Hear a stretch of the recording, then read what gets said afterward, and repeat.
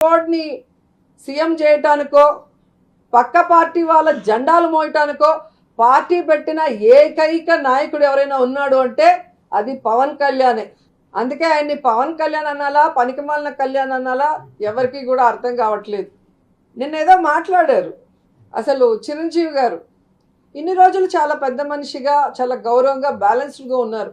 సడన్గా ఏమైందో ఏంటో జగన్మోహన్ రెడ్డి గారికి సలహాలు ఇస్తూ ఆయన మీద విషం చిమ్మటం స్టార్ట్ చేశారు. ఇంతవరకు వీళ్ళెవ్వరూ కూడా చంద్రబాబు నాయుడు కానీ లోకేష్ కానీ పవన్ కళ్యాణ్ కానీ చిరంజీవి కానీ కనీసం ఏపీలో ఇల్లు కట్టుకొని పార్టీ పెట్టుకొని మీకోసం మేము ఉన్నాం, మేము గెలిచినా ఓడినా మీతోనే ఉంటాం, మీ కష్ట సుఖాల్లో మీకు వెన్నంటి ఉంటాం అని ఎప్పుడైనా ధైర్యం చెప్పాలన్న ఆలోచన అయినా మీకు వచ్చిందా నేను అడుగుతున్నా. కానీ జగన్మోహన్ రెడ్డి గారికి వచ్చింది. తాను ఆంధ్రప్రదేశ్లో ఇడుపల్లిపాయలో ఇల్లు కట్టుకొని అక్కడ ఓటర్గా ఉంటూ ఏ విధంగా ఆయన అక్కడ ఎమ్మెల్యే అయ్యాడో మనం కళ్ళారా చూసాం. ప్రతిపక్ష నాయకుడిగా అందరికీ అందుబాటులో ఉండటానికి తాడేపల్లి దగ్గర ఇల్లు కట్టుకొని అక్కడి నుంచి తన పార్టీని నడిపించడం, తమ రాష్ట్రాల్లో సీనియర్ ముఖ్యమంత్రులు కూడా సీనియర్ నాయకులు కూడా ఇంప్లిమెంట్ చేసే స్థాయికి ఆయన విజన్ ఆలోచన ఉంది అంటే అది చూసి ఇంకా ఆటలో అరటిపండు లాంటోడివి నువ్వే ఆడిస్తావు, నువ్వే బానిస.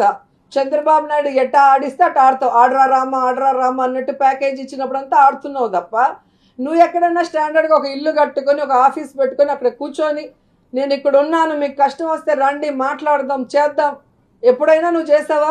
అప్పుడు ఓటేసి ప్రశ్నిస్తానని అప్పుడు ప్రశ్నించలేదు చంద్రబాబు నాయుడిని, అటు సెంట్రల్ గవర్నమెంట్లో ఉన్న వాళ్ళని.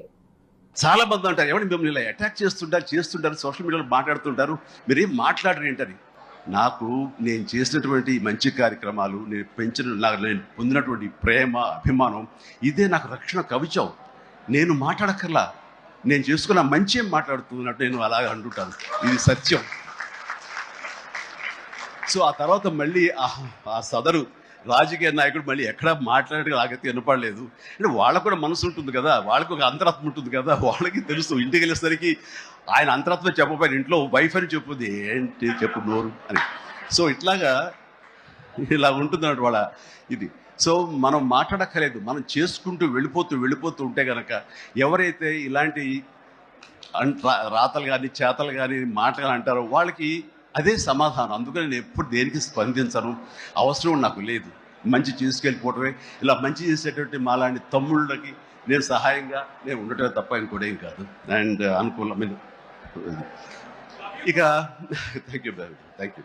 అండ్ ఈ రోజున ఎక్కడ ఇతర దేశాల్లో నా అభిమానులు కూడాను నా మాటని స్ఫూర్తిగా తీసుకుని వాళ్ళ ఆయా ప్రాంతాల్లో వాళ్ళు బ్లడ్ డొనేషన్స్ చేస్తూ ఈ రోజున నాకు మంచి పేరు, మరింత మంచి పేరు వచ్చేలాగా నేను గర్వపడే విధంగా వాళ్ళు చేసేటువంటి బెడ్ డ్రైవ్స్కి వాళ్ళు ఎక్కడో సరే ఏ ప్రాంతంలో ఉన్నా సరే ప్రతి ఒక్కరికి నేను ఎప్పుడు కృతజ్ఞతతోటి నేను నా మనస్ఫూర్తిగా నా అభినందనలు తెలియజేస్తూ ఉంటాను.